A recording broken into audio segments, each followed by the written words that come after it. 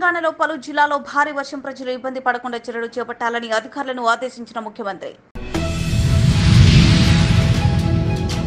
ఉత్తరప్రదేశ్లో ఎన్నికల ప్రచారంలో పాల్గొన్న నరేంద్ర మోదీ సీఏఏపై అసత్యాల ద్వారా కాంగ్రెస్ అల్లర్లు సృష్టించే కుట్ర చేస్తుందన్న ప్రధాని.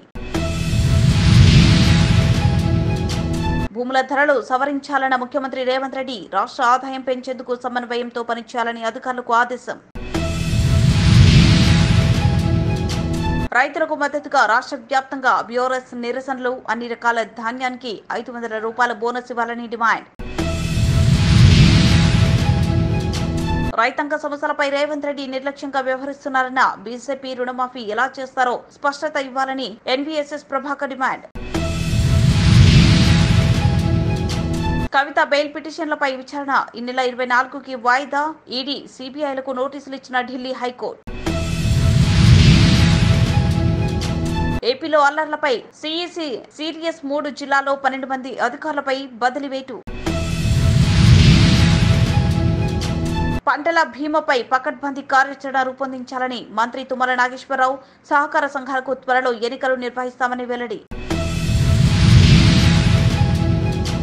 ఈసీ అనుమతితో రాష్ట్రంలో ఉపాధ్యాయుల బదిలీలు చేపడతామన్న విద్యాశాఖ ముఖ్య కార్యదర్శి బుర్రా వెంకటేశం. త్వరలో షెడ్యూల్ విడుదల చేస్తామని వెల్లడి. భారత వైమానిక దళానికి దరఖాస్తులు ఆహ్వానం. ఈ నెల 22 నుంచి జూన్ 5 వరకు నిర్వహించనున్న రిక్రూట్మెంట్ ర్యాలీ. జూన్ 3న లాసెట్, పీజీ, ఎంసెట్ పరీక్షలు. అభ్యర్థులు ఈ నెల 20 వరకు 2000 రూపాయల ఆలస్యం రుసుంతో దరఖాస్తు చేసుకోవచ్చన్న అధికారులు. వైద్య విద్యతో అత్యున్నత ప్రమాణాలే లక్ష్యమన్న వైద్య commission chairman doctor BN Gangadhar. విద్యార్థులపై ఒత్తిడి తగ్గించడంపై ప్రత్యేక దృష్టి సారిస్తామని వెల్లడి. రష్యా, చైనా మైత్రి ఏ దేశానికి వ్యతిరేకం కాదన్న ఇరు దేశాల అధ్యక్షులు 2 దేశాల మధ్య వాణిజ్య సహకార అభివృద్ధికి ఒప్పందాలు కుదిరాయని వెల్లడి.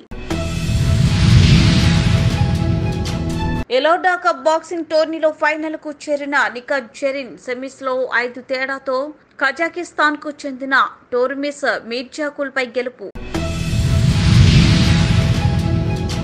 వర్షం కారణంగా Hyderabad versus Gujarat Titans match రద్దు. ప్లే ఆఫ్స్ కు ఎస్ఆర్హెచ్